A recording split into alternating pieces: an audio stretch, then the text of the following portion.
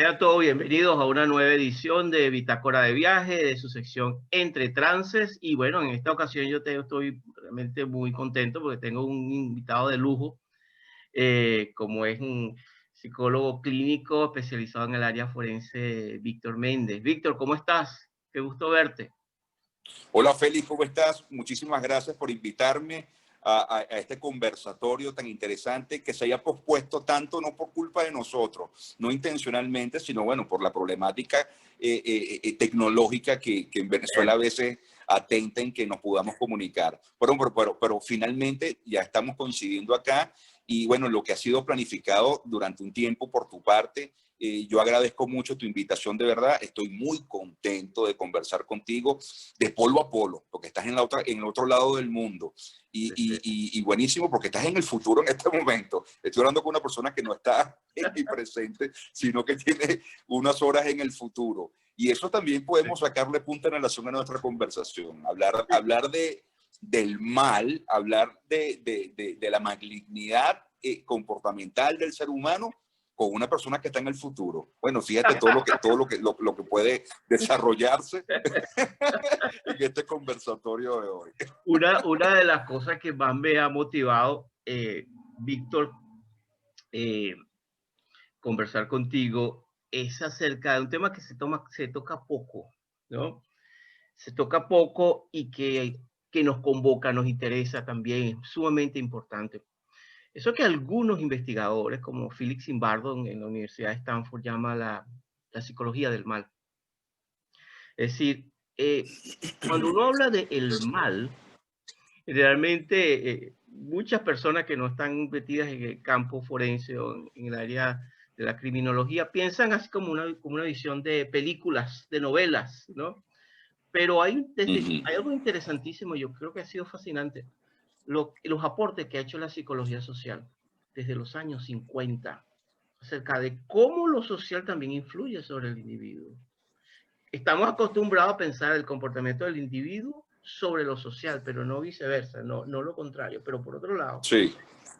por otro lado, eso que se llama la fuerza situacional, pero ya ese es otro tema que vamos a ir tocando. Pero paralelamente a esto, hay mucha información y desinformación acerca del tema de lo que es la psicopatía y o las personalidades psicopáticas, lo que es el término de la psicopatía. Y en medio de eso, por supuesto, el cine, especialmente Hollywood, ha usado mucho el tema y muchas veces para deformar los temas, pero también ha dado una rica imaginería al público. Y eso es parte de lo interesante hablar ya con un especialista en el área. Yo creo que personalmente yo estuve haciendo una investigación acerca de películas y sobre personajes, sobre todo en los últimos 2 décadas del siglo XX, que nos pudieran dar luz acerca de este tema, y no conseguí mejor invitado que Hannibal Lecter como personaje, también como casi que un paradigma ya de la cultura pop, ¿no?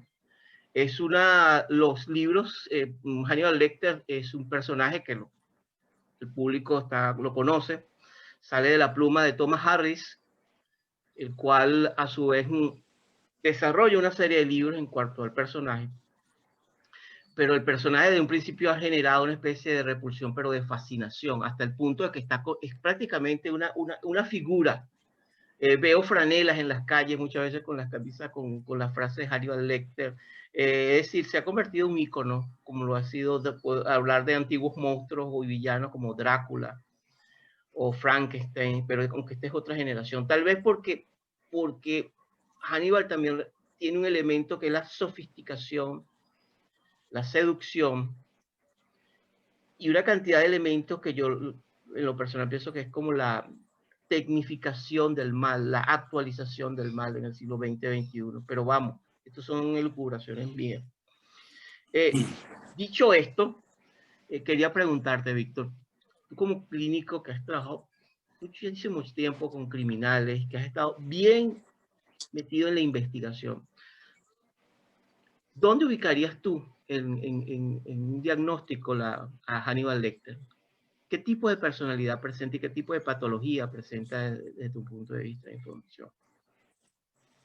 Mira, si Hannibal Lecter existiese en el mundo real, que es muy difícil y eso tenemos que empezar a aclararlo. Primero es una construcción literaria más que una construcción cinematográfica que muy bien toma Harris en su primer libro, cuando aparece el Hannibal Lecter la primera vez, que es El Dragón Rojo, Exacto. y después va desarrollando en sus siguientes libros y va aumentando, enriqueciendo, por supuesto, la personalidad de Hannibal Lecter. Si él llegase a existir, no hubiese ningún tipo de rango estadístico, diagnóstico para poder calificarlo, Félix. Y yo quiero ser muy responsable con esto, porque un personaje que tiene una estética tan particular de la malignidad, que tiene una estética tan sofisticada, como tú muy bien acabas de indicar, que tiene un código de funcionamiento y de comportamiento tan particular,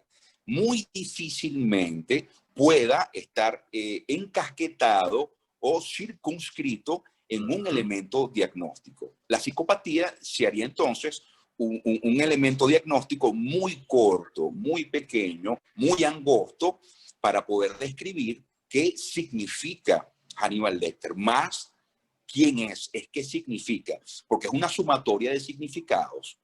Hannibal Lecter es una sumatoria de traumas que han sido absorbidos, que han sido construidos, que han sido tejidos en su psique para poder de alguna manera funcionar como un antihéroe. Y eso es lo que es Hannibal Lecter, un antihéroe. Claro, al momento que tú lees el primer libro y lees El Dragón Rojo, la gente no se da cuenta de qué es lo que está detrás de ese comportamiento, de ese funcionamiento tan sofisticado. La gente, oye, queda muy intrigada, porque es alguien que, bueno, tiene una capacidad de poder exponer la debilidad del otro, de olfatear la debilidad emocional del otro, extraordinaria. Bueno, eso es típico de un psicópata de alto funcionamiento, y en este caso un psicópata muy integrado. Olfatea la debilidad, el daño emocional del otro para poder utilizarlo para su beneficio. Hasta ahí vamos bien. Pero cuando empiezas a ver cómo se construye el personaje y ves que viene de un trauma infantil muy delicado, muy grave, muy fuerte, Correcto. que es la presencia de un grupo de personas muy violentamente que lo maltrata físicamente, que maltrata y asesina a su hermana y se la comen. Exacto. Entra allí un concepto muy importante, un concepto tabú, que es el canibalismo. Y el canibalismo es tabú, por lo menos en la psique occidental. En otras latitudes no lo es. Tú bien sabes que en Australia, en Nueva Zelanda y allá en Oceanía, el canibalismo no es tan tabú como podría ser en pleno occidente. Entonces, fíjate tú, vamos entonces a contextualizar. El evento social, como tú dices, el contexto social, cultural, nos da entonces un indicador bien particular. Lo que es tabú, que es el canibalismo, para Hannibal Lecter se transforma en un elemento de justicia posterior.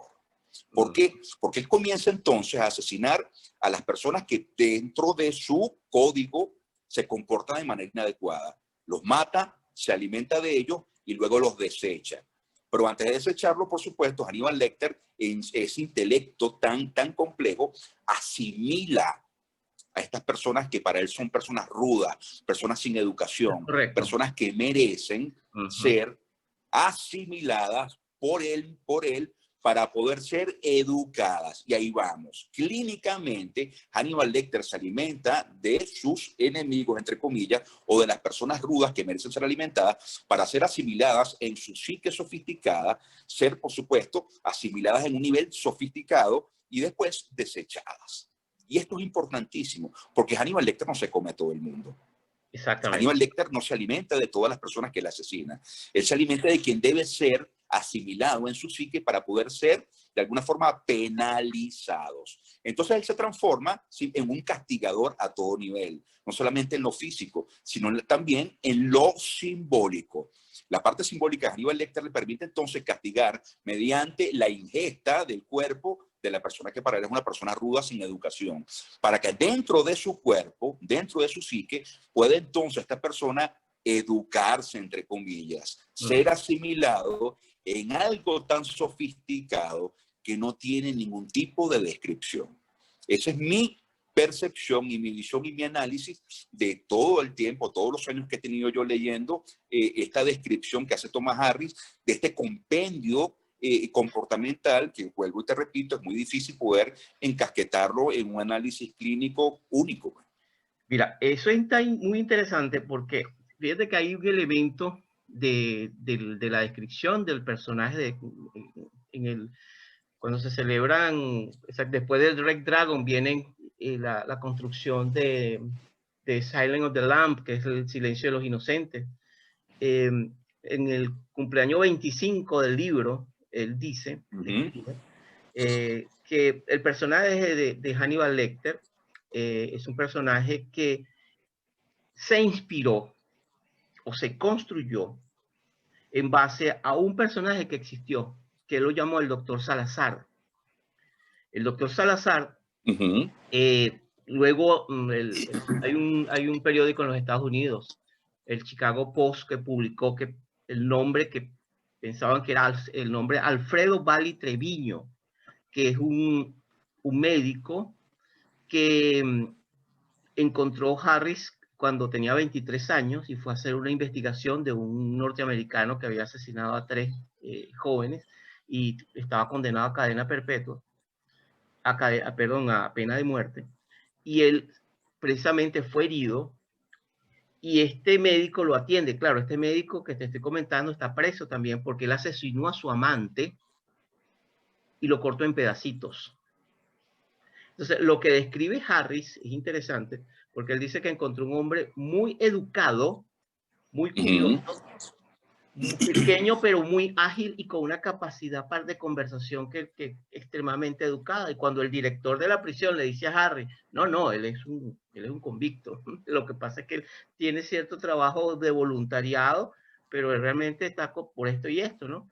Yo te planteo esto porque el fenómeno de Hannibal Lecter es un fenómeno que se ha extendido no solamente con las películas, sino también con la serie Hannibal, que tiene una estética, eso que tú llamas la estética del mal, impresionante. Sí. Y luego viene... Matt Mikkelsen, a pesar de que bueno, Anthony Hopkins hace una exposición extraordinaria en la psique de todo el mundo, Hannibal Lecter siempre va a ser la cara de Anthony Hopkins, pero Matt Mikkelsen sí tiene el chance de explorar, desarrollar y exponer toda la sofisticación de Hannibal Lecter. Sí, correcto. Toda la sofisticación del mal, toda la nueva estética, y esto es importante porque esto nos va a abrir la puerta para la conversación completa, la nueva estética del mal. Lo que no parece maligno, pero es totalmente funesto. Lo que no parece dañino, pero es muy venenoso. La nueva estética comportamental del mal está basada en esto. Es impresionante, pero yo lo veo de esa forma. Es que estamos hablando de la seducción, que es uno de los componentes, ¿no? Estamos hablando, y hay un elemento interesante, ¿no? Esta novela que nos puede permitir de ir de la novela, que está construida a los elementos concretos. Fíjate que hay un elemento que es interesante en esta película, en la trama, en la película, pero va fundacionalmente en los libros. El personaje de Clarice como contrapeso, que es donde se sostiene la tensión fundamental y alrededor de ellos gira una serie de personajes. Una de las cosas que a mí y que tú conoces cuando uno lee el libro, es que en los libros, Clarice y Hannibal terminan siendo amantes. Sí. Lo que le da un giro completamente diferente a la comprensión. Fíjate cómo al final la seducción, Clarice, que representa eso, pues, oye, la ley, el orden, el tratar de entender, porque ya es psicólogo forense en el libro, y viene con un background de criminología, al final también termina en un proceso de seducción. Yo no diría tanto de seducción, Félix, yo diría más de reconocimiento. Mira qué interesante. Había algo allí, había un núcleo en Clarice, allí había un núcleo por allí, bastante resguardado, bastante reprimido, que Hannibal Lecter puede olfatear. Entonces, más allá de la seducción, porque la seducción tiene que ver con esto, la aproximación de alguien en situación de poder sobre otra persona que tiene un déficit emocional. El seductor y el seducido. Fíjate que el Marqués de Sade desarrolló muy bien en sus escritos esta dinámica del seductor al seducido. Y es una dinámica de poder, de ejercicio de poder, porque el seducido está disminuido con relación al comportamiento y a la psique del seductor. El seductor puede entonces detallar, olfatear, identificar dónde están los fallos, dónde están las grietas, y por ahí ingresa y seduce al otro. Pero en el personaje de Clarice, que en un principio parece una seducida, no lo es. Ella tiene un núcleo por allí que es Hannibal Lecter. Mira, identifica muy bien. Lo percibe. Y fíjate, dice que esta va a ser mi match, va a ser mi par, mi compañera, no mi seducida. Y ahí hay una diferencia gigantesca, porque entonces no hay seducción, lo que hay es reconocimiento de un alfa, reconocimiento de un depredador, de un Homo sapiens rex, que Hannibal Lecter ha estado buscando constantemente. Y por fin lo consigue. Entonces, si ella fuera una seducida, ella siempre va a esperar o va a estar en situación de déficit con relación a Hannibal Lecter. Y tú ves que en el libro Hannibal ellos terminan a la par, comparten, cazan juntos, se reconocen como tal. Entonces, el concepto de reconocimiento entre los psicópatas es muy distinto al concepto de la seducción para el uso y desecho. Porque Hannibal Lecter no usa y desecha a Clarice después de seducirla. No, la reconoce, la redescubre, la transforma y es su compañera. Es algo que tú percibes cuando tú entras en contacto con este tipo de personalidades, ¿no? Sobre todo cuando tú entras en la personalidad del psicópata. Una de las cosas que, fíjate, hay un elemento interesante dentro de esto, es que tú ves que en Hannibal hay una cantidad, como tú bien dices, de comportamientos, y yo diría de habilidades, que no cuadran en ningún DMS, que no cuadran en ninguna clasificación, sino precisamente es algo que va más allá de eso. Es el mal con diferentes variantes, ¿no? Su integración. Y fíjate que hay algo interesante, porque me parece que es el tema el hospital de Baltimore, donde describen la situación. Una de las cosas que yo encuentro allí es como, no se trata de rehabilitarlo, él está, por supuesto, cumpliendo una condena. Sin embargo, le he escuchado a muchos clínicos hablar, sobre todo, y lo he visto acá, mucho de tratar de buscar una especie de situación de educación, de reeducación a una persona que tiene un trastorno de personalidad. Obviamente estamos claros con el concepto de Hannibal, que va más allá, que es un personaje ficticio.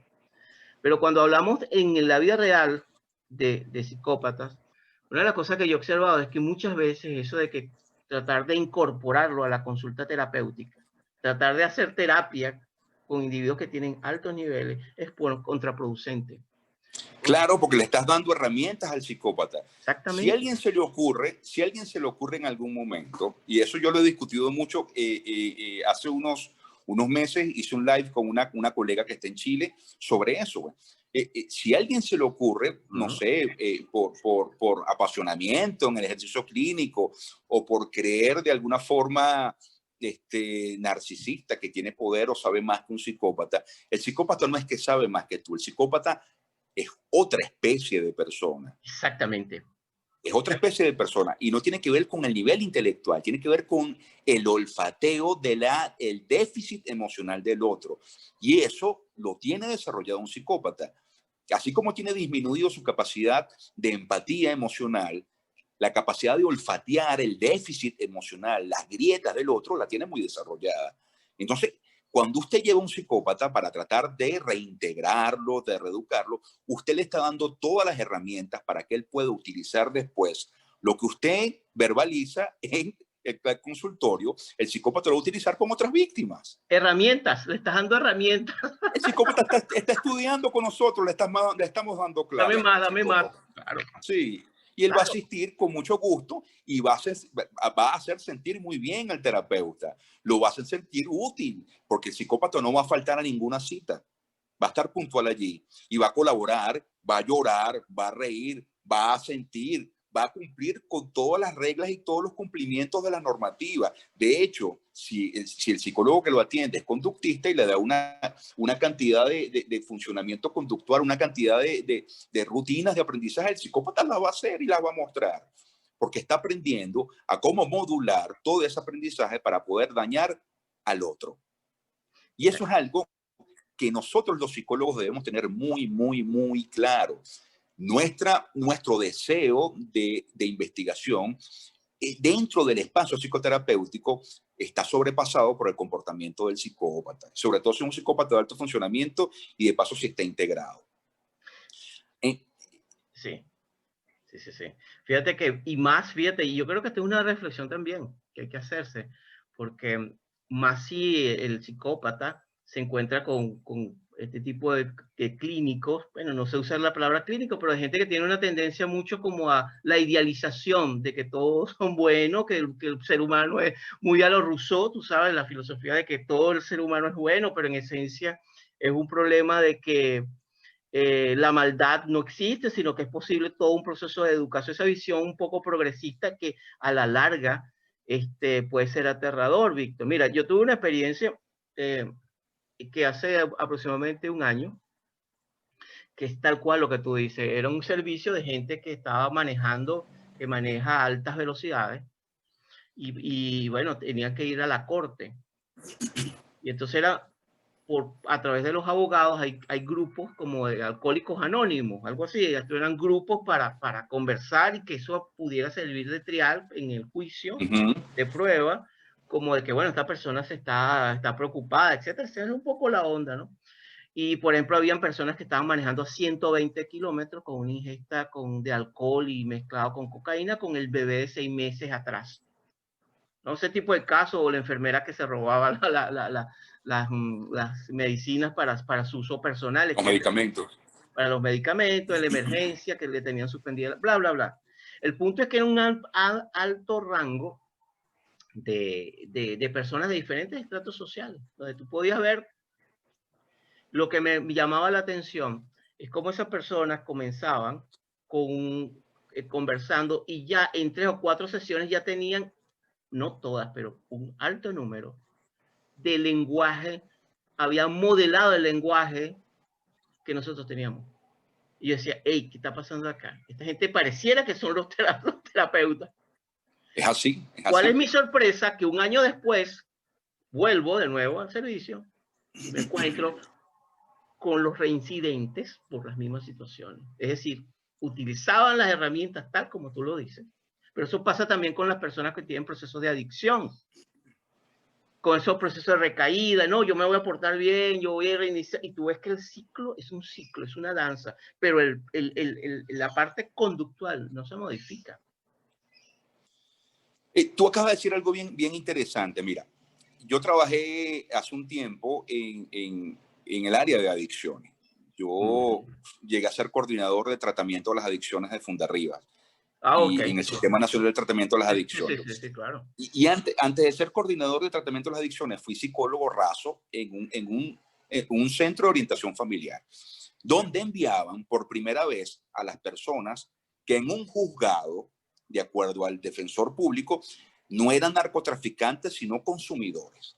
Entonces el juez o la jueza emitía una boleta donde indicaba que esta persona, que no era narcotraficante, sino que era un consumidor, tenía que ir a un proceso psicoterapéutico para poder, por supuesto, pasar por un proceso de desintoxicación total de su adicción a la droga. Bueno, lo primero que yo hacía cuando llegaban estas personas era llamar al juez y le preguntaba al juez de dónde sacaba él el tiempo de duración del proceso de atención psicoterapéutica. Claro. Y yo le preguntaba, ¿por qué usted dice que esta persona tiene que estar 6 meses en terapia siendo consumidor?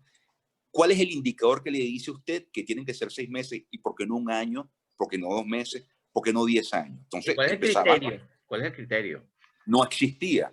Claro. Era ignorancia con relación a lo que significaba un proceso de psicoterapia. Ahí empezaba el problema. Y segundo, ¿qué prueba tiene usted que esta persona es adicta? Bueno, esta persona declaró que lo que se le consiguió no era para vender, sino para su consumo. ¿Y usted le hizo alguna prueba, algún tipo de prueba que indicara que esta persona tiene algún tipo de traza de droga en su cuerpo? Oye, no se nos ocurrió. A nosotros la vamos a hacer también. Yo estoy aquí con una persona, el supuesto adicto está en la oficina de al lado y le mandamos a hacer, por supuesto, su prueba para poder saber si había trazas de cocaína o de marihuana. Cero, no tenía nada, no era consumidor, no había trazas. Es muy difícil que una persona que sea consumidor de sustancias adictivas no tenga trazas en su cuerpo de la sustancia. Bueno, se le hace la prueba, entonces empezamos a conversar con el supuesto adicto. Bueno, no, era un simulador, era un psicópata de alto funcionamiento que simula, por supuesto, ser un adicto para evitar la condena por narcotráfico. Entonces, si yo permito que esta persona hubiese ingresado en el proceso de atención, ¿qué daño hubiese causado al grupo terapéutico con personas que tienen déficit emocionales producto de el consumo de sustancias? Era meter a un lobo muy tecnificado en el corral con los corderos. Víctor, en términos cinematográficos, me llega en este momento la imagen, es como que tú metas a un alien en un nursing home, ¿cómo se llama? Un geriátrico. Un depredador de alto impacto. Entonces, fíjate las cosas que suceden a nivel legal cuando hay desconocimiento del comportamiento del psicópata de alto funcionamiento. Fíjate, ¿cómo se cuelan? Ahí quería preguntarte lo siguiente, porque hay mucha desinformación sobre el tema. El tema de que, ¿cuál es la diferencia, por ejemplo, entre lo que es rasgo psicopático, rasgo psicopático con psicopatía? Mira, rasgos psicopáticos podremos tenerlos todos. En algún momento vamos a ser agresivos, en algún momento vamos a ser egoístas, en algún momento no nos va a importar cómo se siente una persona. Eso es natural en el ser humano. Debemos dejar de idealizar al ser humano, como tú acabas de decir hace un rato, como el ser bueno, como el ser bondadoso, que está infectado por el evento social. No, todo el mundo tiene una motivación personal y a veces esa motivación personal choca con la motivación del otro. Y nadie en ningún momento va a dejar de ser feliz por el otro. Eso es un rasgo psicopático, porque es un elemento egoísta que va a permitir que cualquier persona se sobreponga con relación al deseo del otro. Está bien, por ahí estamos bien. Mientras eso no le cause un daño físico o mortal o un daño psicológico o no genere daño al otro, bueno, sigue siendo un rasgo psicopático. Los niveles de competencia, querer competir, querer lograr, el nivel de agresividad, está bien, chévere. Pero cuando hay un comportamiento continuado que viola los derechos del otro de forma continuada, cuando no hay arrepentimiento en este continuo proceder de violación del derecho del otro, cuando no hay reconocimiento de la otra persona con relación a su afectividad, a su existencia como persona, y cuando la moralidad, el concepto de lo moral es vacío, no existe, entonces ya hablamos de un trastorno psicopático de la personalidad. Exactamente. 3 elementos: carencia de empatía, el concepto de lo moral totalmente distorsionado e inexistente, y 1, comportamiento sostenido con relación a la violación sistemática de los derechos del otro, físico, emocional y psicológico. Sí, si usted tiene esos 3 ingredientes, usted tiene una sopa perfecta para un psicópata. Exactamente. Y que fíjate que en esos 3 elementos, aunque no, yo estoy completamente de acuerdo contigo, no podemos caracterizar iniciando el círculo de nuevo con este personaje que estamos haciendo algunas referencias que fíjate que encaja, ¿no? Sin poder etiquetarlo, sin poder ubicarlo, sin poder, pero sí hay una generalización en estos rasgos. Hay una cosa, fíjate, Víctor, que también es interesante, que quiero preguntarte, si pudiéramos definir en términos la maldad, ¿cómo lo definirías tú desde tu concepto y desde lo que como tú lo manejas? La maldad, no como un ente que anda por allí fantasmáticamente haciendo cosas, no como un entelequia, que es algo que te posesiona y te obliga a hacer cosas. La maldad es una acción humana, o es la inacción de la bondad.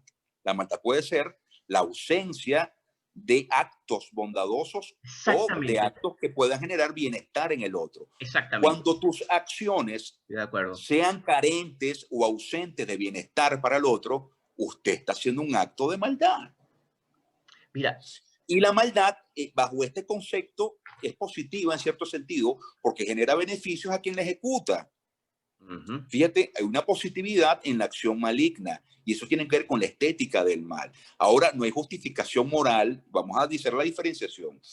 No puedo justificar moralmente el ejercicio de la malignidad, pero es positiva porque le genera un beneficio a quien la ejecuta. Por supuesto que le genera un beneficio, le genera un placer, le genera una ganancia. Entonces, lo que genera ganancia y placer y beneficio tiende a ser repetido conductualmente, Félix. Entonces, la maldad o el acto maligno o la ausencia de actos bondadosos, cuando generan beneficios, van a ser repetidos de manera continua.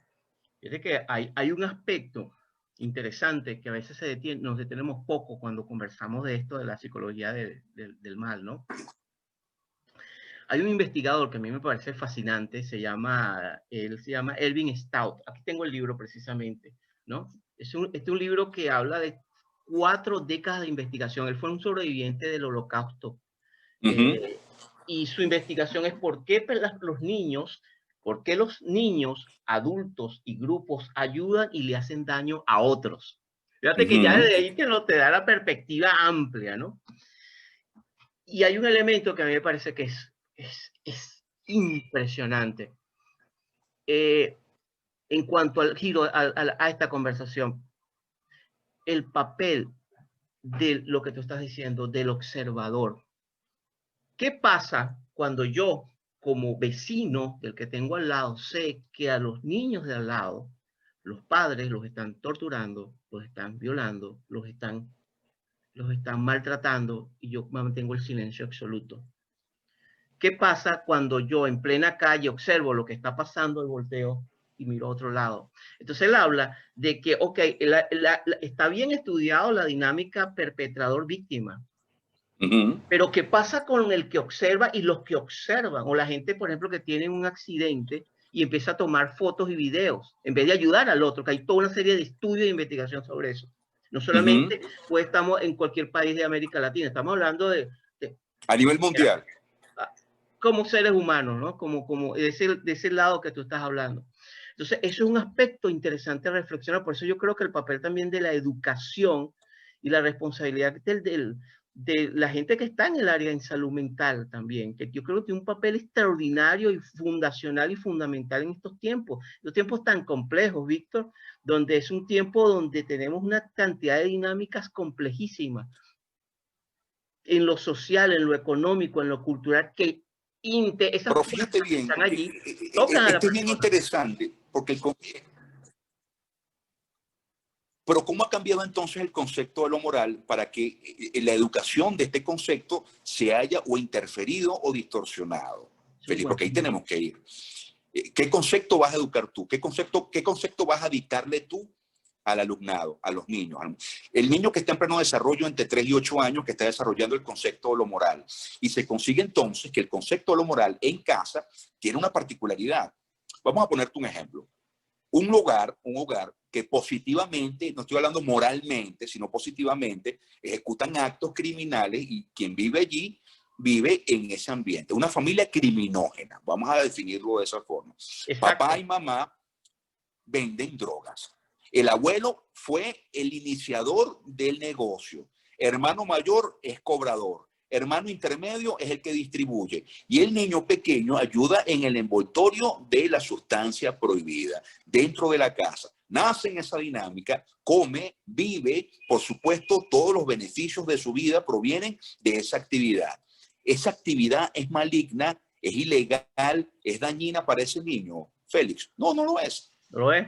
Es un evento positivo porque es lo que le permite vivir allí, dentro de su contexto, que sabemos que está moralmente mal, está distorsionado moralmente, pero es positivo para él. Entonces, ese concepto de lo moral, cuando choca con el concepto que está fuera de esa familia criminógena, bueno, deviene en conflicto. ¿Quién entonces está equivocado? esa persona que vive en la familia criminógena o nosotros que tenemos una amplitud de visión de qué es lo moralmente correcto y hemos podido entonces tener la capacidad de contrastar ambos conceptos. Él no tiene capacidad de contrastar ambos conceptos porque sobrevive en la inclusión y en la introyección de uno solo de ellos. ¿Cómo quebramos eso? ¿Cómo quebramos esa psique que está inmersa dentro de esa moralidad distorsionada? Eso es malignidad, eso es estética del mal muy sofisticada. Ir hasta allí, quebrar hasta allí indica entonces una investigación muy a fondo, intervención, aproximación muy a fondo. ¿Quién lo está haciendo, Félix? ¿Quién está investigando eso en este momento? Sí, fíjate que me viene ahorita a la mente varias cosas, ¿no? Varias imágenes y varias ideas, pero sí, a mí me llama mucho la atención los trabajos del profesor Félix Zimbardo sobre el efecto Lucifer, ¿no? Específicamente lo que plantea es el contexto, porque generalmente cuando uno habla de estos temas, dice, bueno, no siempre apuntas, la mayoría de las personas que no están metidas en el tema apuntan a una persona, pero que él dice, la investigación de Zimbardo ha sido interesante desde el experimento de la llamada prisión de Stanford. Pero ¿qué pasa con el contexto social? ¿Qué tal si no es la manzana, sino el barril lo que pudre todas las manzanas? O sea, el contexto social, el contexto de la sociedad, que es exactamente lo que tú apuntas. Entonces, me viene tal fue el punto, Víctor. Buenísimo. Adelante. Traslada eso a Hannibal Lecter, eso que acabas de decir a Hannibal Lecter. ¿Quiénes parecen poco atractivos? ¿Quiénes parecen poco educados? ¿Quiénes son rudos? ¿Quiénes no merecen la atención del lector o de la persona que está en el cine? Los que rodean a Hannibal Lecter. Exactamente. Fíjate cómo funciona la estética en este concepto. Hannibal Lecter puede cometer actos atroces, pero contiene un atractivo sofisticado, estético, que es indicador de que él contiene lo que yo quisiera hacer. Fíjate que y ahí viene lo social. En esa misma dinámica, fíjate que de aquí nos vamos a los cómics. Me llama la atención el Joker, el último Joker. Fíjate cómo el Joker, lo que va pasando allí con el Joker, y al final la sensación la sensación de la estética del mal es que termina, porque incluso vi análisis de que, oye, el Joker es un héroe en el fondo, lo que pasa es que está oprimido, pero entonces hay una... Pobrecito, que pobrecito. Mira todo lo que le ha pasado. No. Y tú ves ahora Batman, y tú ves en cambio en la contrapartida un Batman envejecido, lento, hasta gordo, un Batman que, pero ¿qué representa Batman? Precisamente esa es la situación, es el que mantiene a Ciudad Gótica como metáfora, orden, tratando de mantener el orden frente a una malignidad que va avanzando. Y entonces es tremendo, porque es la metáfora de Ciudad Gótica, donde no está Batman. Entonces, ¿contra quién lucha Hannibal Lecter como antihéroe? ¿A quién combate Hannibal Lecter en el concepto que tú acabas de definir muy bien, que es el antihéroe? O sea, alguien está combatiendo a Hannibal Lecter. ¿A quién combate él? ¿Por qué los malos perviven en la psique de Hannibal Lecter y él sigue representándolos en otros? Porque hay personas que dañaron a Hannibal Lecter. Obviamente lo dañaron. A él y a su familia. Le hicieron un daño tremendo. Pero ¿por qué él sigue exponiendo la maldad de estas personas, proyectándolas en otros? Porque él sabe, como también debe saber Thomas Harris, y como sabemos nosotros, que el comportamiento irregular o dañino o fuera de la estética no es concreto en una sola persona, sino es propio de todo el mundo, es algo humano, es algo humano.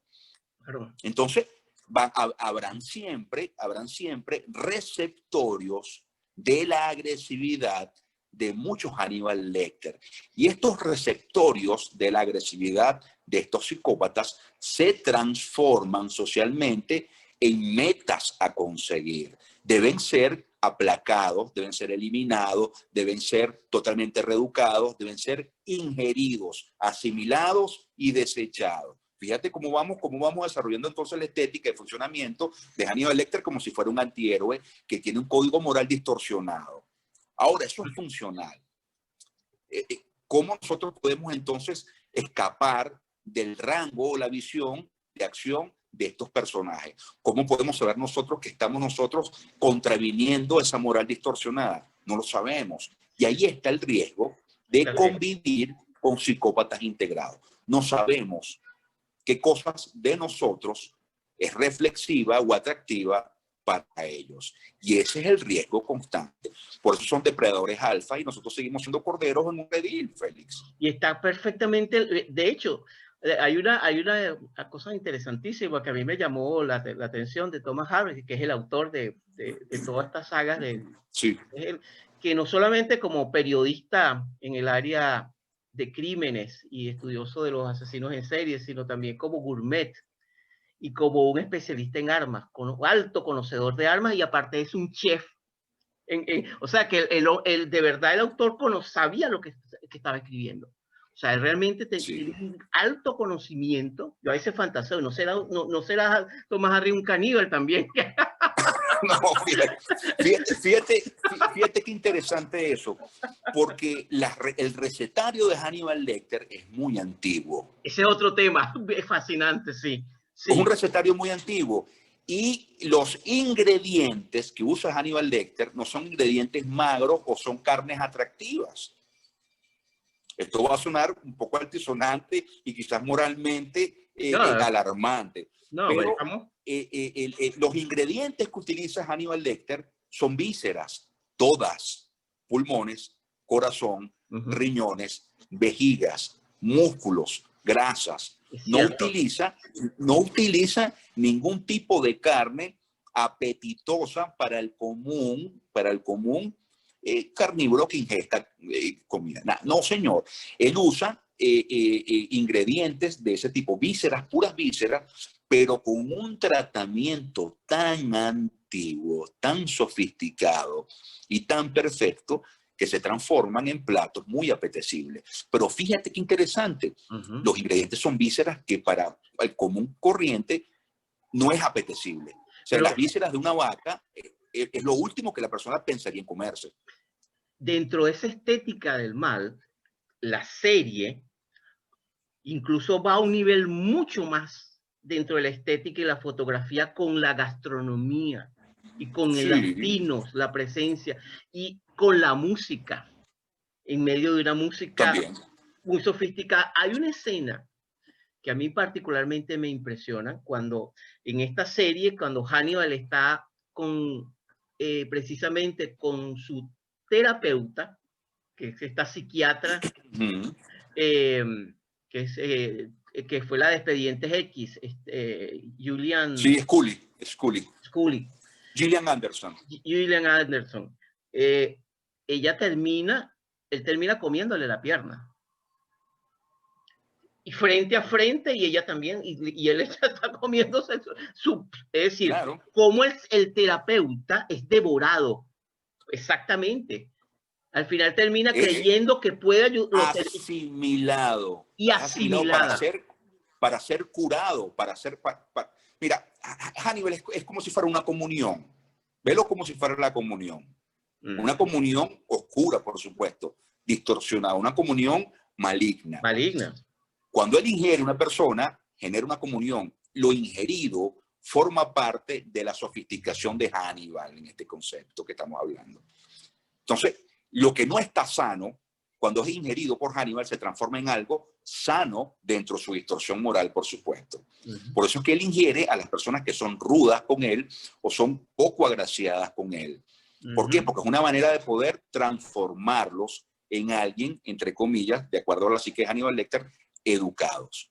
Fíjate bien todo lo que tuvo que hacer Matt Mikkelsen, casi 1 año y medio estudiando gastronomía y enología para poder ejecutar a la perfección, porque él hacía todos los platos, los cocinaba él y los preparaba él y aprendió todo. Impresionante. Entonces, algo de él, algo de Matt Mikkelsen tiene que verse de alguna manera refractado en el personaje de Hannibal Lecter. Y eso es otra cosa. ¿Por qué es tan atractivo? ¿Qué cosa de la estética del mal sigue atrayendo al ser humano común y corriente? ¿Por qué se pintan pinturas espantosas? ¿Por qué se filman películas tan violentas? ¿Por qué hay escritos tan violentos, tan degradantes, que son consumidos ávidamente. ¿Qué cosa tiene el mal que es atractivo para el ser humano? ¿Por qué el mal estéticamente tratado, ¿sí?, es tan atractivo? ¿Por qué razón? ¿Qué cosa hay allí tan atávica, tan antigua, que despierta ese atractivo en nosotros? Sí, esa es la gran pregunta. Y también el tema, ahí tiene ya una parte mía personal, el tema de la conciencia. Yo creo que el problema, Víctor, en mi opinión, es cuando tú no reconoces que esas partes, es decir, entender que el ser humano es complejo, que no es esa visión Sí, romántica que yo creo que ha hecho muchísimo daño, que es la de este filósofo francés Rousseau, que decía, el hombre nace bueno, sí, pero es la sociedad. No, el hombre es complejo, el hombre no es bueno ni es malo, el hombre integra multitudes, múltiples polaridades, como decía Freddie Perl, eh, y tener conciencia de eso, oye, es sumamente importante frente a una psicología que a veces, no puedo generalizarla, no puedo decir psicología, sino también el tema de la salud mental, que incluye trabajadores sociales, que incluye psiquiatras, que incluye incluso educadores. Hay una infantilización, como tú bien llamas, del tema psicológico, Víctor, porque totalmente. es como que mundo, la vida es como Disney, como todo lo puedes crear con tu mente, porque la realidad no existe, y mientras tanto hay, lo que tú dices, muchos depredadores allí esperando. Y si tú a un niño, desde muy pequeño, sin crear una paranoia, pero no le enseñas y no le explicas ciertos conceptos, va a ser lo que tú dices, un cordero, que es lo grave. Si nosotros, los psicólogos, le quitamos habilidades a nuestros pacientes, vamos a crear entonces corderos a merced de los depredadores que están fuera. Lo que pasa fuera del consultorio es algo que no tiene orden, no está bajo nuestro orden, bajo nuestro control. Lo que pasa fuera del consultorio es el mundo real, y el mundo real se come a la gente, la mastica y le escupe, Félix. Si nosotros nos dedicamos a inhabilitar, si nosotros nos dedicamos a diluir o eliminar habilidades de supervivencia de nuestros pacientes o clientes, le estamos haciendo un favor al psicópata integrado.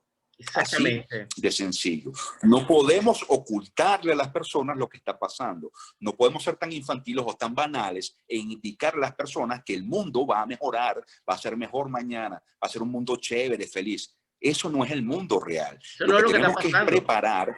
Lo que está No es pasando. lo que está pasando. Debemos preparar a las personas, hacerlas comprender la complejidad del mundo. Así que el mundo integra cosas buenas y cosas malas también. Y que debemos vivir en un balance con relación a esto. Y evitar, oye, hacer conductas malignas, pues. Y, por supuesto, evitar hacer conductas que dañen al otro. Bueno, sí, eso es un precepto moral que debemos nosotros seguir cumpliendo. Pero yo no puedo ponerle un velo a la persona e indicarle, mira, la maldad no existe. La maldad es algo que está simbolizado en tu mente. Eso es todo Porque la tranquilo. maldad, como dijimos al Sí, principio, son acciones humanas. La maldad no es un enteleque que anda por ahí volando. La exactamente. maldad es una actividad humana, una acción, una conducta, es decir, es un elemento netamente humano que nosotros ejecutamos o no ejecutamos. Fíjate que ahí es fascinante. Podríamos pasar horas, Víctor, en todos estos temas porque son, abrimos puertas y puertas y puertas, pero un poco en función de dinamizar esta conversación. Eh, Fíjate, es un fenómeno interesante.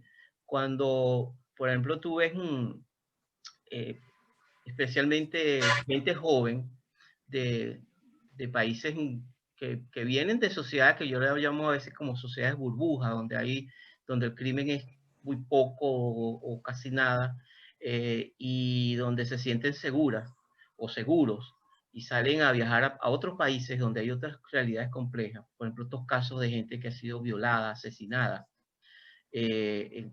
Por ejemplo, se ha dado mucho en gente de Australia, por ejemplo, que ha ido a otros países, en África, por ejemplo, Medio Oriente, etcétera, etcétera. Tiene que ver mucho con lo que tú dices, ese concepto de infantilización de que el mundo es bueno únicamente, ese concepto único. Yo no estoy diciendo el mundo es absolutamente oscuro, humano, no. Porque también los dos extremos son tóxicos, pero sí entender, Claro. oye, que afuera bien sea en casa, bien sea donde está, hey, no me vengas con el cuento de que piensa lo bueno y estás protegido porque tienes una burbuja ahí alrededor hey, tener conciencia del bien, tener conciencia del mal, tener conciencia de esos procesos intrínsecos que están allí, no te quita. Sencillamente te da el concepto que a veces yo siento y veo que es una parte muy de Occidente. La dificultad para aceptar los rituales de iniciación a la madurez como adultos, que es una Sí, psicomadura. totalmente de acuerdo contigo, Félix, totalmente de acuerdo contigo.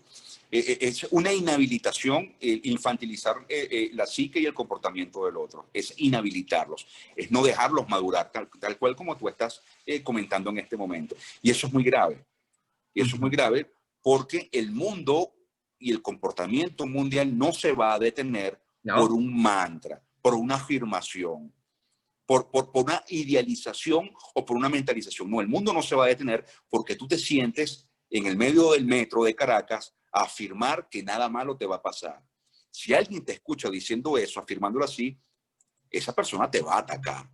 No sé, debemos tener conciencia del entorno para comprenderlo, para integrarlo y para poder vivir dentro del entorno. Claro, y siempre lo he dicho, tengo una frase, siempre se lo digo a mi hija, ¿no? Y se lo digo a ciertos amigos. Si vas al bosque, si vas a un bosque que está infectado, no infectado, que está lleno de osos, de serpientes venenosas y de lobos, tienes que ir como un cazador. Porque si vas como Peter Pan o el Principito, tú no regresas. No regresas. No regresas. Mira, biológicamente, nosotros, ¿dónde tenemos los ojos nosotros? Al frente. Al frente. Pulgares oponibles. No tenemos los ojos a los lados, como los corderos, como los caballos o las vacas. Los tenemos al frente. Tenemos caninos todavía. Tenemos un sistema digestivo muy particular. Tenemos una musculatura bien estructurada, un sistema esquelético bien estructurado, pulgares oponibles, un cerebro tan capaz que puede generar tecnología de cualquier cosa. Puede construir un instrumento de cualquier elemento. Y construir un instrumento significa tener un arma para defenderte de una amenaza, ¿cierto? Y eso es evolución, colega. Eso es evolución. Si nosotros obviamos eso, si nosotros nos convertimos en corderos conceptuales, siendo biológicamente, instrumentalmente, depredadores máximos de este planeta llamado Tierra, entonces tenemos un conflicto bastante grande. Y el hecho de que yo diga que seamos depredadores no significa que seamos malos, porque eso es otra confusión. Claro. Ser el máximo depredador de la cadena alimenticia de vida de un planeta no te hace un ser maligno, no te hace un ser malo. Entonces, ojo con esto, porque viene la idealización también de ser un depredador máximo en la cadena alimenticia. Eso nos da la posibilidad de estar al tope técnico de sobrevivir. Si tú desmantelas eso, si tú diluyes eso, tú transformas entonces a una persona en un cordero a merced de alguien que biológica y psíquicamente nunca se ha desmantelado en relación a eso, que es el psicópata de alto funcionamiento. Exactamente, que son como tú lo defines muy bien, me gustó mucho, son un Homo sapiens rex. Máximos depredadores. Claro. Y fíjate Homo sapiens rex. Que hay un concepto que también nos lleva a una dimensión interesante cuando tú tocas el tema del canibalismo. Y esto ya es una reflexión que yo hago, que es que el canibalismo no es únicamente físico, también hay el llamado canibalismo psíquico. Sí. Muy de estos, por ejemplo, líderes de sectas, muy de estos líderes de incluso religiones, que depredan psicológicamente, emocionalmente a las personas que los rodean. Fíjate, hablamos del tema de Osho, y aquí mucha gente va a saltar, ¿no? Aquí porque estamos entrando en tabú. A mí mucha gente me detesta, me odia cuando digo, ¿qué haces tú con ese libro? Eso es un delincuente. Yo digo, eso es un delincuente. Un estafador. Claro. Estafó un poco de gente en India, se vino a Estados Unidos huyendo de la ley en la India y su asistente personal era una psicópata que mandaba a matar personas. Ahora, eso era Osho. Osho, eso es Osho, y eso lo sabemos lo que hemos estudiado el tema de la secta. De hecho, lo que se gestó allí, el daño que se le hizo allí a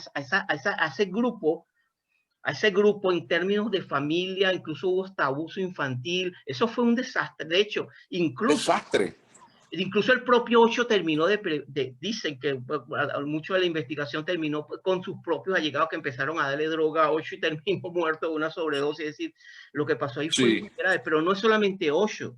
Yo eso lo discutí en una entrevista que tuve con una periodista argentina, la autora de Harry Potter, el delator del tenebroso mundo de las sectas, donde hablábamos de que, por ejemplo, Estados Unidos, Víctor, lo sabes bien, desde los tiempos de la que esto no es nuevo, que esto viene antes ya desde la contracultura, que fue la madre de la nueva era, y desde la nueva era se abre esta era de la posmodernidad, bla, bla, bla, bla, bla, pero que tenemos en Estados Unidos como referente del desarrollo de Occidente en el top. Sabemos que eso es otro tema, que tienen más de 2 millones de sectas y cultos alrededor de Estados Unidos. O sea, es un país que está tomado por cultos y sectas, y eso se ha extendido a Europa, América Latina. Pero ¿cuál es el meollo de eso? Lo que estamos conversando. Es un país sugestionable. Fíjate, yo escuché en estos días, y eso, lamentablemente, yo lo digo, mucha gente también salta cuando lo digo, eso define a Estados Unidos. No, Estados Unidos... Eso define... De hecho, fíjate que hay un tema ahí que no me voy a correr mucho porque perdería el centro del tema, pero yo creo que el centro de todos estos tiempos es que frente a lo que estamos viviendo, que es una complejización del tema de crisis y de caos que se está generando, nosotros necesitamos desarrollar otras habilidades, que no es esta infantilización de la psicología, de creer que nada existe, que todo solamente pues cierro los ojos y todo se transforma. Y yo creo que ahí está una gran responsabilidad de la gente que está en los medios de comunicación, la gente que está en el área de salud mental, Víctor, porque si no, nosotros nos convertimos en instrumentos. Tenemos que educarnos mucho, Félix, tenemos que educarnos mucho y tenemos que concientizar, tenemos que responsabilizarnos, tenemos que comprender. Mira, a mí me da miedo cuando veo colegas que transforman su consultorio en un santuario, en un lugar de protección. Eso está mal. Eso está mal. Si usted hace correr al paciente, si usted lo hace correr desesperado a su consultorio, porque usted le hizo pensar que su consultorio es un santuario de protección, usted le está haciendo daño al paciente. Claro. Porque el paciente entonces está inhabilitado a hacer su propio santuario, está inhabilitado a hacer su propio lugar de protección. Entonces usted está derivando una especie de sumisión del paciente a su espacio en el consultorio. Eso está mal. Entonces nos estamos transformando en una sociedad inhabilitadora del otro desde el poder que da el conocimiento de la salud mental, Félix. Sí. Eso es grave también. Eso es grave también. ¿Quién utiliza también ese concepto? Los coaches, los mentores. Inutilizan al otro y lo hacen dependiente de la bendita frase que da la respuesta del problema del día. Cada día tiene una frase para solucionar el problema del día. Eso está mal. Eso es inhabilitar, eso es quitarle preparación al otro para que pueda enfrentarse a un futuro incierto. Mira, fíjate la problemática. Hay un estudio que estoy seguro que lo conoces, Víctor, y yo creo que eso ha sido mi reflexión. Como yo te digo, yo vengo de una generación, que es la generación de los 80, en la cual nosotros bebimos de todo eso, y también somos producto cultural, de una cultura, de un momento cultural.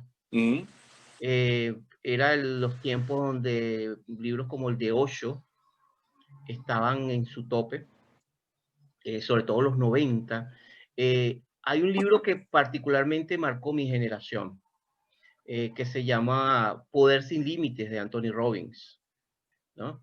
Ese libro es un clásico para entender mucho. El nombre lo dice, Poder sin Límites. También había un contexto económico, geopolítico, cultural, la caída del muro de Berlín, que daba una visión optimista geopolíticamente del mundo íbamos hacia sociedades democráticas y hacia un mundo donde el libre mercado, etcétera. Es un poco la concepción que había, que vendían, se vendían ante la caída, la caída del muro. Te digo esto porque hay una correlación entre la cultura, el momento geopolítico, social, que a veces la gente entiende poco, como lo pasó en los años 60, lo pasó en los 70, etcétera, etcétera, etcétera. El punto es que ya cuando uno va haciendo un camino de recorrido, de reflexión sobre todos estos temas, y ya llega a una edad madura, adulta, donde ha tenido la posibilidad también de parar y reflexionar, tú entiendes que hay un elemento que a mí me parece que, que necesitamos y que las personas necesitan retomar o desarrollar: el pensamiento reflexivo. El pensamiento reflexivo, aprender a ser reflexivos. Ok, ¿qué argumento tengo y qué contraargumento tengo? Que cuando, por ejemplo, hablamos, y eso lo digo con toda responsabilidad, asumiendo completamente lo que estoy diciendo, hablamos el tema de la psicología positiva. Yo te comentaba, yo vi a Martin Seligman, el creador del modelo, un rockstar, ¿no? Eso, donde estaba el teatro completamente lleno, casi 2 horas para filmar el libro, etcétera, etcétera. Pero el punto es que detrás de la psicología positiva hay mucho escándalo y hay mucha no evidencia, y lo digo con toda responsabilidad, hay mucha no evidencia que está disfrazado porque en el fondo está el tema de los grants, del dinero que aportan a las fundaciones, etcétera, etcétera. No, es diferente, y muchos me pueden contraargumentar. Oye, los trabajos por ejemplo, de Solow sobre el estrés, y todos los decanos sobre la fisiología del estrés, obviamente eso está demostrado. Si tienes un organismo en un estrés continuo de larga data, eso puede correlacionar con ciertas patologías, diabetes, hipertensión, problemas cardiovasculares. Eso está bien, y hay evidencia de eso. Pero cuando uno simplifica eso y lo lleva a una psicología en la cual hay una especie de tiranía de lo políticamente, psicológicamente correcto, es decir, solamente las emociones positivas, y lo negativo, el exilio, la tristeza, si estás triste, no, Si tú le haces, ¿Qué si le estás haces conocer a la haciendo? persona sobre lo horrible del mundo, la estás dañando. ¿Qué No lo estás puedes ver de eso. haciendo? ¿Qué estás haciendo? Sí, Porque tienes, detrás de mucha depresión, Víctor, que yo he visto, de mucha depresión, trastornos de ansiedad, gente que se ha suicidado, como me pasó yo vi gente en los años 90 que porque tenía un cáncer le habían enseñado que eso era producto de su mente y de los conflictos y que no había sanado. Gente que se suicidó, eso se llamó la culpa de la nueva era. Un la trabajo culpa de a la nueva era.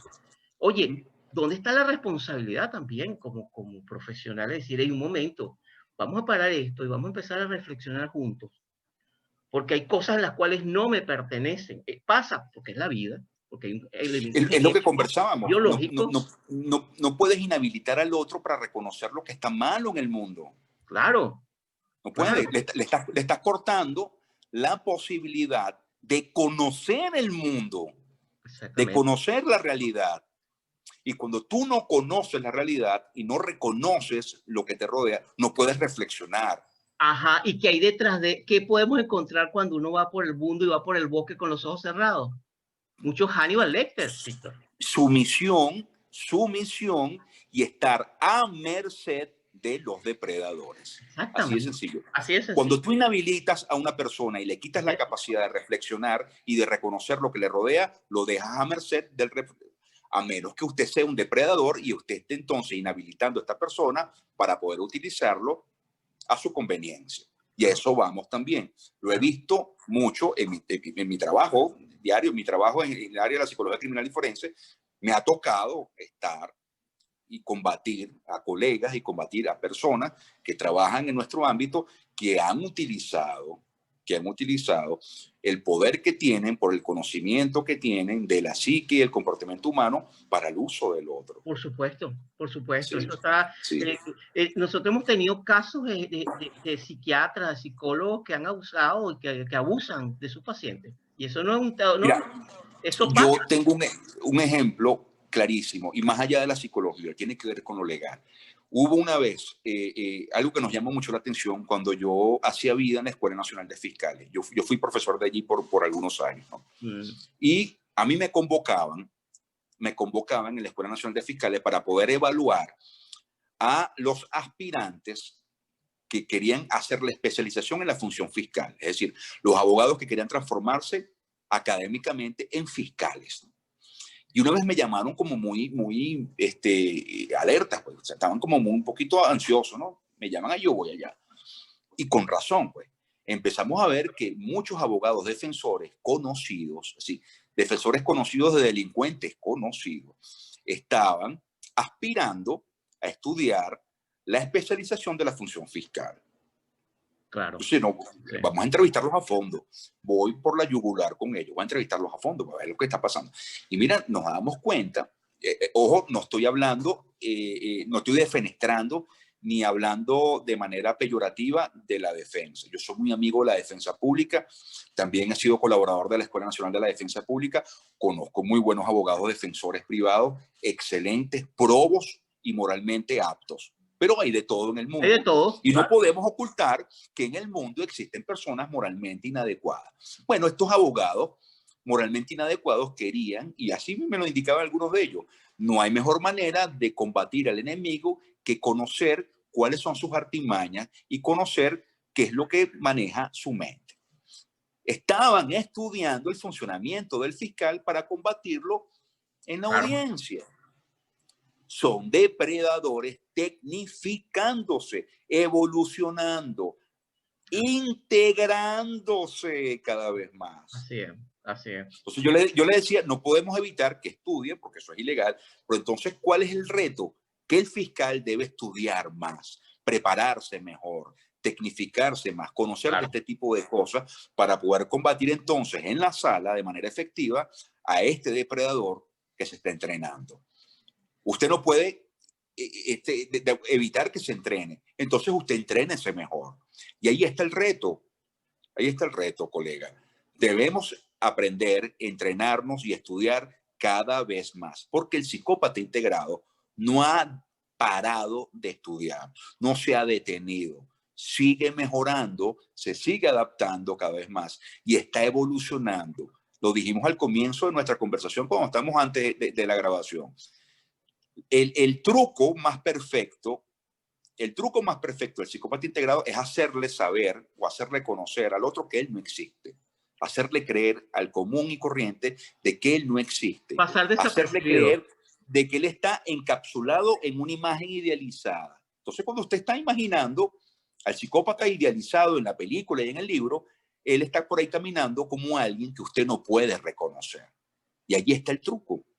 De hecho, fíjate que precisamente, Víctor, en la saga de Hannibal Lecter, él era asesor en el área de criminología. Él iba a los juicios y él iba a ayudar a la investigación y aportar su conocimiento. No, estando preso aún le mandaban paper para lo que los evaluara. Sí, sí, sí. Doctor Lecter. ¿Qué piensa usted? Le acaban de llegar varias solicitudes de personas de alto impacto para que usted analice esto. Aún. Y le llevaban que casi que... Sí, sí, el doctor. Claro, y Lecter, por supuesto, se fijaba si era educado la manera como se dirigían a él para pues si no se iba a la lista, ¿no? Exactamente. Entonces, fíjate qué impresionante esto. Así es. Cómo la estética del mal nos está llevando a la delantera, Félix. Sí, es un tema. Por eso quise hacer, fíjate, Víctor, yo quería hacer este contrabalance realmente mis bitácoras tienen que ver mucho con la parte de recursos, y la razón es porque yo considero que este es un tiempo en el cual como seres humanos necesitamos mucha reflexión, mucho silencio, y también aprender a desarrollar recursos desde nosotros. Hay cosas que no podemos cambiar y siempre lo digo mucho con responsabilidad. Hay fuerzas situacionales que por muchos mantras, mucha oración, no controlamos, y hay que aprender a ser humildes. Esa omnipotencia que nos enseñan de que el poder se invitó, señores. Se lo dice alguien que tiene 30 años investigando y metido y que estuvo en grupos. Hay que empezar a humildes. Tierra y humildes. Ese titanismo que hablaba López Pedraza, ¿no? Esa visión titánica de que somos titanes de poder sin límite. Eso no existe. Y es lo que vemos, gente dándose golpes contra la cabeza, con la cabeza ensangrentada, pero la realidad no existe, pero yo sigo dándole porque yo estoy seguro que es exactamente una analogía. La pared está allí. No, y abriéndole camino al verdadero depredador, al malo de la película, al villano, porque el villano está a la espera. El villano, mira, la villanía, Félix, tiene una particularidad y es estética, ¿no? Y es sutil en este sentido. El verdadero villano aguarda, siempre espera que se desgaste el héroe, siempre. El Mira, verdadero Batman. villano no muestra la cara, siempre está abajo, Esperando. esperando. Un buen depredador es paciente, espera el momento exacto para poder cazar su presa. No se desgasta en la caza. Entonces, debemos aprender de los depredadores. Y que ser humildes, pacientes, reflexivos. Y que esta conversación que estamos teniendo, que yo pienso que es una conversación adulta, Víctor, es una conversación que está convocada para personas que psíquicamente están maduras para entender esto. Yo en ningún momento estamos negando la otra cara de la vida, que es el derecho, claro, que es el bienestar, la satisfacción. Hay una frase que a mí me gustó mucho, la leía cuando hacía escalada, en aquellos, hace muchos años atrás, y que venía de estas lecturas de Carlos Castaneda. Hay una frase que a mí me parece que integra mucho esto, que es, en una ocasión el brujo Don Juan le dice a Carlos Castaneda, es que este es un universo de belleza y espanto. Poder entender la belleza del mundo, la bondad del mundo, los regalos del mundo que tenemos, pero también entender que el mundo está lleno de espanto. Y que esa inhabilidad... El espanto es estéticamente atractivo. Y en esa estética, esa inhabilidad de cerrar, de no entender eso, el precio es muy alto. Claro. Muy alto, Víctor, en términos de todo orden.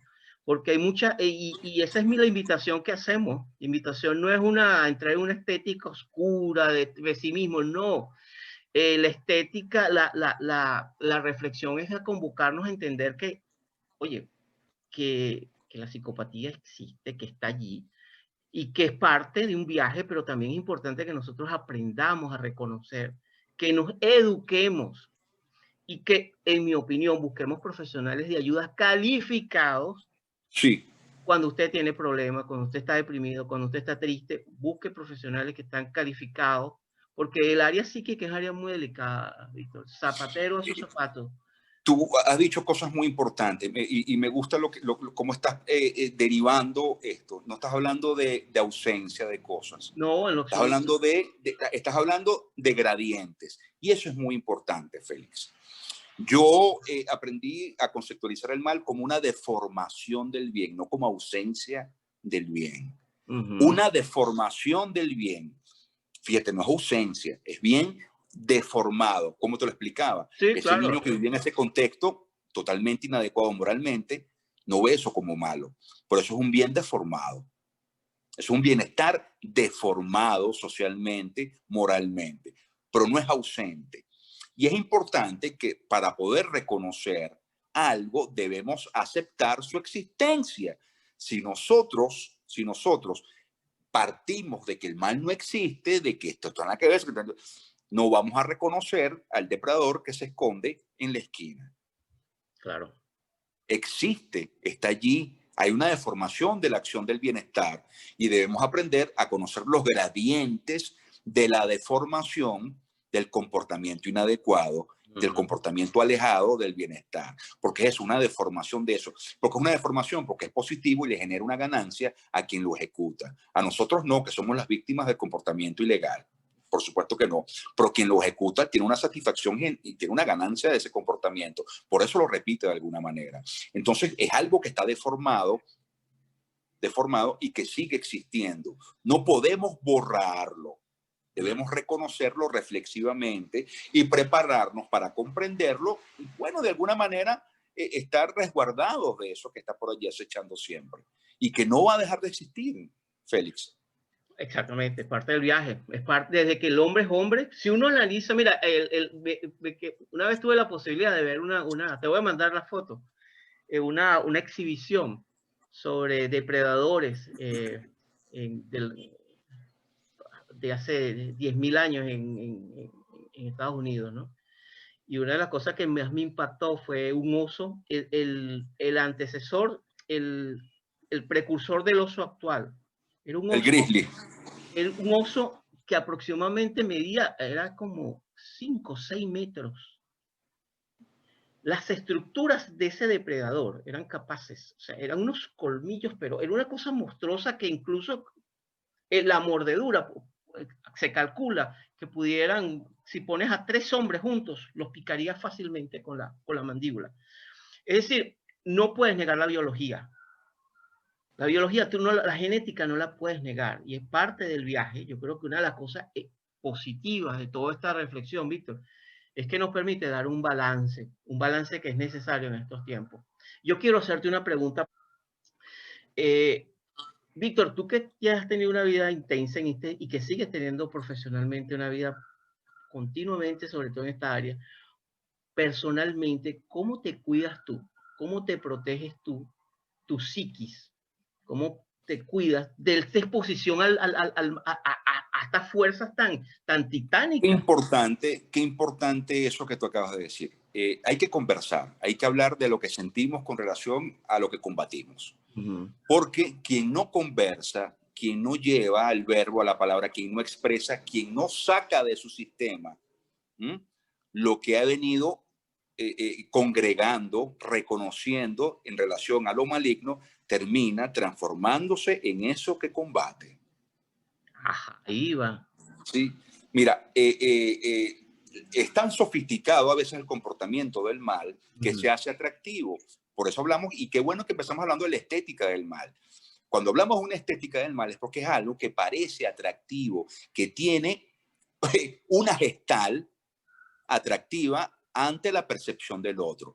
Si nosotros no sacamos de nuestro sistema lo que estamos reconociendo como estéticamente atractivo, siendo un comportamiento ilegal, inadecuado, maligno, vamos a transformarnos en aquello o en aquel que estamos combatiendo. Entonces siempre es bueno reflexionar a través del verbo, de la palabra, con otra persona que tenga mucho más experiencia que uno, o que esté reconociendo algunos elementos o algunas cosas que a nosotros se nos pasan por alto. Y para poder llegar a ese nivel que sea humilde en relación al conocimiento del mal. No hay nadie, no existe nadie que conozca todo sobre el comportamiento inadecuado psicopático del mal. No, el psicópata evoluciona a velocidades gigantescas. Usted no puede decir que usted es el experto en esto. Falta mucho por ver, porque hay mucho mundo por recorrer. El mundo no se ha acabado todavía y el ser humano sigue evolucionando, psíquica, comportamental y biológicamente. Entonces, debemos nosotros conversar con otros. Esta conversación es una vía de escape también de algo que podría parecer estéticamente atractivo, pero que por reflexión sabemos que es amenazante. Tú y yo lo reconocemos. Ojalá que quien nos escuche en el podcast o en YouTube o en tu programa pueda reconocer que lo que le parecía atractivamente estético es un cebo para poder caer en el abismo de la malignidad. Así que ojo con esto, no nos transformemos en aquello que combatimos, seamos reflexivos, seamos humildes, sepamos que no podemos de alguna manera definirlo por completo. Cuando tú me preguntaste cómo definir Aníbal Lecter, ¿qué te dije yo? Que no puedo incluirlo en ningún tipo de diagnóstico, es imposible. Entonces, sería algo poco humilde que yo te dijera, bueno, es un psicópata de alto funcionamiento con coeficiente intelectual a nivel adaptado, integrado. Eso es mentira. Eso es una construcción estética muy atractiva de un villano que no puede ser enclaustrado en ningún nivel diagnóstico. Tenemos que ser humildes con relación a eso, Félix. Entonces, yo a veces me consigo colegas que intentan hacer diagnósticos de ficciones. No haga diagnóstico de una ficción. Describa algunos elementos de la ficción para poder hacer una aproximación, no diagnóstica, descriptiva de la malignidad del otro. Entonces, y eso parte de poner pies en tierra. Conversar es poder protegerse. Hablar de lo que te parece atractivo o te parece amenazante es protegerse. Porque muchas veces, ¿por qué hablar lo que me parece atractivo, lo que me parece satisfactorio? Porque entonces usted está cayendo de cabeza en ese abismo de manera sutil y agraciada. Y no lo sabe. ¿Sí? Sí. Víctor, muchísimas gracias. De verdad que fue un gusto conversar contigo y te agradezco sobre todo porque eres un investigador, tú eres una persona que con humildad sigues viajando y sigues metiéndote en un territorio que pocos, no todos les gusta, ¿no? No es un territorio lleno de villanos y monstruos Sí, que no son es verdad. que no Yo son tengo que no algunos son colegas que al principio dicen, oye, me gusta la psicología forense, es interesante porque ven muchas no, películas y libros. Cuando se confrontan con el mundo real de la villanía, lo primero es el miedo, tenemos que tener miedo, tenemos que asustarnos. Y lo segundo es la repulsión, el rechazo. Entonces yo siempre les digo, el mundo real no es igual que la película o el libro. Y el villano no se parece, el villano real no se parece al de la película, es el que usted menos piensa. Eso da miedo, Félix. Y qué bueno que nos dé miedo, porque el pero miedo qué en ese bueno. caso nos alerta. Qué bueno. Fíjate que hay una doctora famosísima, ya está retirada, está muy vieja, ¿no? Muy viejita ya. Se llama Helen Morrison. Ella escribió un libro, Mi vida con los asesinos en serie. El libro es fascinante. El libro es fascinante. Eh, Vamos a ver cómo te lo hago llegar, Víctor. Eh, Te quiero decir algo, una cosa impresionante es que ella en un tiempo fue considerada una de las mayores especialistas en estudios de asesinos en serie en los Estados Unidos. Y su libro a mí me impactó mucho. De hecho, te hago la reseña porque se dice que del personaje de Clarice, mucho del personaje de Clarice está tomado en esta doctora de Helen Morrison. Y ella dice lo siguiente, ya finalmente para cerrar, ella dice, estoy acá tomándome una taza de café en mi tranquilo suburbio de clase media en los Estados Unidos. Es una tarde tranquila del día sábado, veo dos niños jugando en bicicleta, veo una pareja tomados de la mano y es un barrio tranquilo, limpio, sin mayores sobresaltos. Sin embargo, estoy aquí escribiendo el libro y estoy escribiendo también un reporte de un asesinato. Y yo tiemblo porque tengo dos nietos acá visitándolos y yo no sé en este momento, incluso en cualquier parte de este suburbio, es muy posible que haya un asesino asesinando a una víctima y nadie lo sabe. ¿No? Así Así comienza el es. prólogo y así también es una reflexión. Esto es una invitación para la reflexión, no es una invitación para el Sí. miedo, no es una invitación para entrar es una invitación para La entender, paranoia no, no, es poner pies en la tierra. reflexión tomado y estamos escuchando un clínico y es una reflexión que me parece sumamente importante en estos tiempos. De, como diría Humberto Eco, de este retorno a una especie de neoedad media. Yo lo diría que estamos Sí, empezando a ver y a es percibir. así, Víctor, un honor y un gusto es así. escucharte, de verdad que fue un placer. No vale, el honor fue mío, de verdad, Félix. Estoy agradado, estoy contento de verdad de haber conversado contigo. Es muy agradable poder conversar con alguien que tenga el mismo gusto, que tenga el mismo nivel de conocimiento y que, por supuesto, tenga la misma retórica. Eso es importantísimo. A pesar de que estás allá en Australia, yo estoy aquí en Los Teques, en Venezuela. Hay, bueno, pues un mundo completo de distancia. Pudimos congregarnos el día de hoy y desarrollar este tema de una manera muy flexible. Fíjate que no nos atamos completamente a la descripción de Hannibal Lecter. No, para nada. Tomamos cosas de él y las explayamos en el comportamiento general del mundo entero. Y tomamos cosas del mundo entero y las acabamos de redescubrir o reflejar en el personaje de Hannibal Lecter. Creo que era la intención. Y me parece que esta oportunidad que tú me diste a mí, porque fue así, es importante para mí. Haber descubierto que tienes abiertos estos canales para poder desarrollar esta temática es importante para mí. Y créeme que vamos a seguir conversando del Sí, tema seguro, y de los temas que tú tengas bien a seguro, desarrollar seguro, en esta nueva dinámica, Félix. Te seguro. lo agradezco de verdad. Yo voy a aprovechar el invierno, que es frío, y que las noches caen a las 5 de la tarde para trabajar contigo una serie de programas muy del invierno, ¿no? Y que yo sé que te gustan, ¿no? Y que creo que Buenísimo. sobre todo, Víctor, porque es la maravillosa oportunidad que tenemos también de compartir información, de compartir conocimiento que le puede servir a una persona. A lo mejor no es al agrado de muchas, pero por lo menos una, dos, tres personas que escuchen y les pueda servir en su vida, me siento halagado, porque es parte de lo que estamos buscando.